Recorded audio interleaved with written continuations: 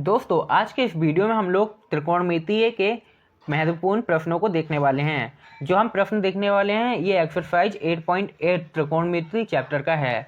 तो सबसे पहले आप लोग देखिए जो ये प्रश्न है, इस प्रश्न को हम देखेंगे क्योंकि जो प्रश्न होता है उसी के अंदर हमारा आधा आंसर छुपा रहता है।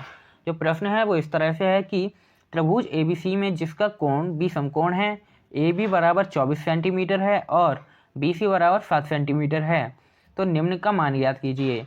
मतलब साइन A और कॉस A का मान ज्ञात करना है, हमें साइन C और कॉस C का मान ज्ञात करना है। सबसे पहले आप लोगों को हम बता दें, इस वीडियो में सबसे आसान भाषा में आप लोगों को ये सवाल समझा दिए जाएंगे। और इस तरह के जितने भी सवाल होते हैं त्रिकोणमितीय के या त्रिभुज वाले, उन सभी को करने से पहले आप लोगों को दो चीज़ें हमेशा याद होनी चाहिए। मतलब आप लोगों को दो चीज़ें आनी ही आनी चाहिए। सबसे पहले जो त्रिभुज वाले सवाल होते हैं इनके लिए आप लोगों को पाइथागोरस प्रमेय आना चाहिए। और जो दूसरा ये जो इस तरह के सवाल होते हैं कि साइन A याद करो या कॉस A याद करो, इन चीज़ों के एक रूल होते हैं। जो रूल होते हैं उन चीज़ों को आप लोगों को आना ही चाहिए। मतलब रूल आप लोगों को याद होने चाहिए, जैसे हम लोग फार्मूला कहते हैं। फिलहाल तो मैं आप लोगों को इसका रूल बता दूंगा, आप लोग वीडियो में बने रहिए साथ में। तो चलिए इस वीडियो को शुरू करते हैं। सबसे पहले देखिए जो प्रश्न है वो इस तरह से है कि त्रिभुज ABC में जिसका कोण B समकोण है। मतलब B जो कोण है वो समकोण है, यानी ये जो त्रिभुज है ये पूरा समकोण त्रिभुज है। उसके बाद हमें दे रखा है कि AB 24 सेंटीमीटर है। AB मतलब लंब हमारा 24 सेंटीमीटर दे रखा है। और उसके बाद BC हमें 7 सेंटीमीटर दिया है। BC इधर है, BC मतलब हमारा आधार दे रखा है 7 सेंटीमीटर।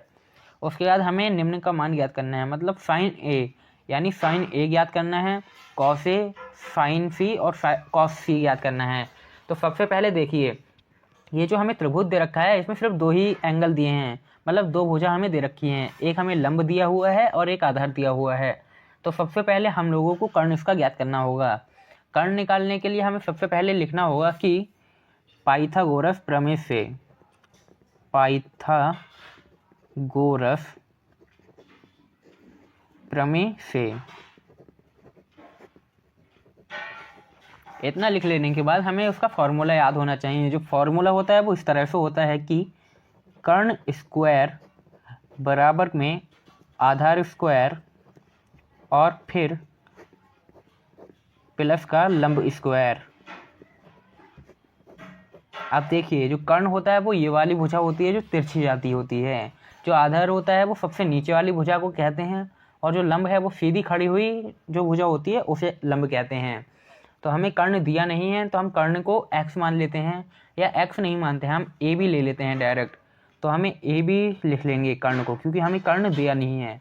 ब्रैकेट लगाएंगे और इस पर स्क्वायर लगा देंगे। आधार हमें दे रखा है 7 सेंटीमीटर है, तो हम 7 लिखेंगे और उसके ऊपर स्क्वायर लगा देंगे। प्लस का चिन्ह लगा के हमें लंब दे रखा है 24 सेंटीमीटर, तो हम 24 ब्रैकेट के अंदर लिखेंगे और उसके ऊपर भी स्क्वायर लगा देंगे। इसके बाद देखिए जो AC है उसे हम सॉल्व करेंगे। AC के ऊपर स्क्वायर लिखा हुआ है तो हम AC स्क्वायर कर देंगे। बराबर का चिन्ह लगाएंगे, 7 × 7 कर देंगे, क्योंकि जो स्क्वायर होता है उसका मतलब ही होता है दोगुना। जो संख्या ब्रैकेट के अंदर होती है उस संख्या का उसी संख्या के साथ गुणा करना हमारा वर्ग कहलाता है। तो हम इस संख्या का वर्ग करेंगे, यानी 7 को 7 से गुणा करेंगे तो हमारा हो जाएगा 7 × 7 = 49 लिख देंगे, प्लस का चिन्ह लगा देंगे। 24 की जब हम करेंगे तो हमारा होगा 576। 24 का वर्ग जो होता है वो 576 होता है, हम वो लिख देंगे। अब देखिए जो AC स्क्वायर है इसे ऐसे ही लिखे रहने देंगे। जो AC स्क्वायर है उसे हम ऐसे ही लिखे रहने देंगे। उसके ऊपर हम स्क्वायर लगा के बराबर के चिन्ह लगाएंगे। अब इन दोनों को हम जोड़ देंगे। जब इन दोनों को हम लोग जोड़ेंगे तो हमारा हो जाएगा 625 और हम इतना रहने देंगे। अब देखिए जो 625 होता है उसके लिए आप लोगों को ध्यान होना चाहिए ये जो है ये किस चीज़ का वर्ग है, मतलब 625 का वर्गमूल क्या है। तो हम AC लिख देंगे। जो स्क्वायर है स्क्वायर बराबर के इधर जाएगा तो अंडर रूट बन जाता है, तो हम अंडर रूट 625 लगा देंगे। अब देखिए जो 625 है वो हमारा 25 का वर्गमूल होता है, मतलब वर्ग होता है 625। तो हम लिखेंगे AC बराबर 25 × 25, क्योंकि जो 25 है उसकी हम 2 बार गुणा करते हैं तो हमें 625 प्राप्त हो जाता है। अब हम देखिए AC लिख देंगे, बराबर का चिन्ह लगाएंगे। दो संख्याएं जब एक जैसे रूट के अंदर होते हैं दो जोड़े, तो उनमें से एक बाहर आ जाता है। तो हमारी AC बराबर हमें 25 प्राप्त हो चुकी है। जो हमारा कर्ण है वो हमें 25 मिल गया है, तो हम यहाँ पे लिख देंगे कर्ण हमारा है 25 सेंटीमीटर। तो हमें कर्ण प्राप्त हो चुका है। अब इसके बाद देखिए हम लोगों को सबसे पहले ज्ञात करना है साइन A और कॉस A। तो देखिए जो साइन A का फॉर्मूला होता है वो होता है लंब बट्टे कर्ण, मतलब जो साइन A होता है उसे हम लंब बट्टे कर्ण से डिनोट करते हैं। तो हम यहाँ पे लिखेंगे सबसे पहला नंबर हमें ज्ञात करना है, तो हम यहाँ पे पहला नंबर डालेंगे। हमें ज्ञात करना है साइन A। हमारा साइन थीटा होता है वो हमारा लंब बट्टे कर्ण होता है। तो देखिए जो हमें लंब बट्टे कर्ण होता है, देखिए थीटा हमें ये मानना है क्योंकि साइन A ज्ञात करना है। तो साइन A के हिसाब से जो थीटा होगा वो यही होगा। थीटा के सामने वाली जो भुजा होती है उसे लंब कहते हैं। तो हमारे पास लंब है BC, यानी लंब बराबर हो जाएगा हमारा BC। और बट्टे में कर्ण है, तो कर्ण हमारी जो होती है उसी को हम कर्ण लिखते हैं। कर्ण हमारे पास AC है, इसकी जो वैल्यू आई है, इसका जो मान आया है वो 25 सेंटीमीटर है। तो हम सबसे पहले लिख देंगे AC। अब देखिए जो BC है उसका मान हमारे पास क्या है, जो BC है उसका मान हमारे पास 7 सेंटीमीटर है। तो हम बराबर का चिन्ह लगा के 7 सेंटीमीटर लिख देते हैं, या सेंटीमीटर नहीं भी लिखेंगे तब भी दिक्कत नहीं है।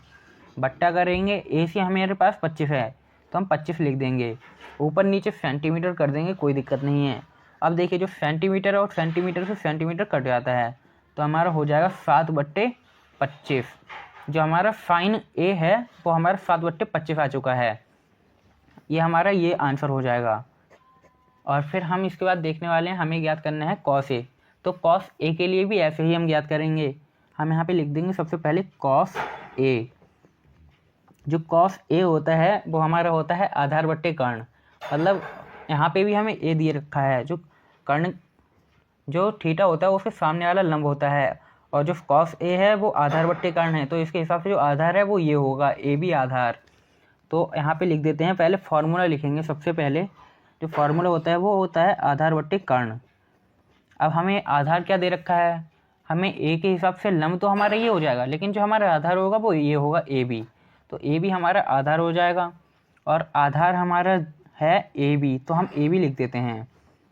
अब बट्टे में हमें कर्ण लिखना है, तो हमारे कर्ण AC है, क्योंकि कर्ण कभी चेंज नहीं होता है। अब बराबर का चिन्ह लगाएंगे, तो हमारे पास AB कितना है, हमारे पास जो AB है वो 24 सेंटीमीटर है, तो हम 24 सेंटीमीटर लिख देते हैं। बट्टे लगाएंगे। अब AC की जो वैल्यू है, AC का जो मान है कितना आया था, AC का मान हमारा 25 आया है, तो हम 25 लिख देंगे। और सेंटीमीटर में था तो सेंटीमीटर लिख देंगे। अब सेंटीमीटर से सेंटीमीटर चला जाएगा तो बराबर का चिन्ह लगा के 24 लिख देंगे, और बट्टे में 25। तो हमारे ये कॉस A भी आ चुका है, ये भी हमारा आंसर के रूप में आ चुका है। अब इसके बाद हमें ज्ञात करना है साइन C और कॉस C। तो हम पहले लिखेंगे नंबर 2 और फिर लिखेंगे साइन C। सबसे पहले नंबर 2 लिख दिया है, उसके बाद लिखेंगे साइन C।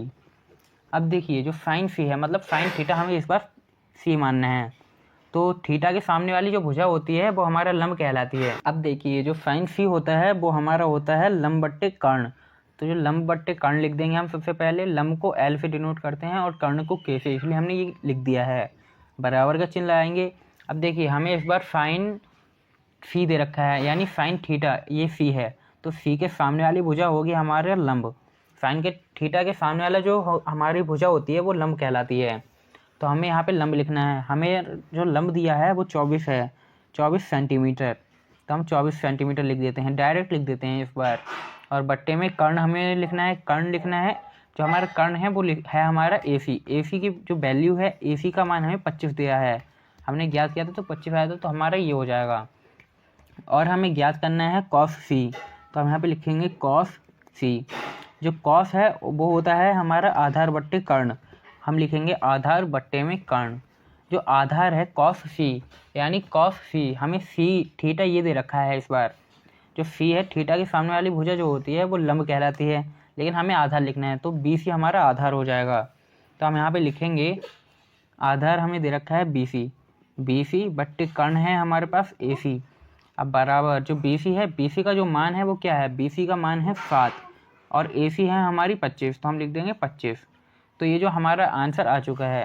अगर आप लोग चाहें तो इस तरह से सेंटीमीटर लिख के वो काट के भी दिखा सकते हैं और नहीं भी दिखा सकते हैं, और अगर आपके पास टाइम नहीं बचता है तो आप इस तरह से डायरेक्ट भी लिख सकते हैं, तो आपका ये आंसर हो जाएगा। उम्मीद करते हैं कि आप लोगों को ये प्रश्न अच्छे से समझ में आया होगा। अगर आप लोगों को ये प्रश्न समझ में आया तो हमारे चैनल को सब्सक्राइब कर देना। धन्यवाद।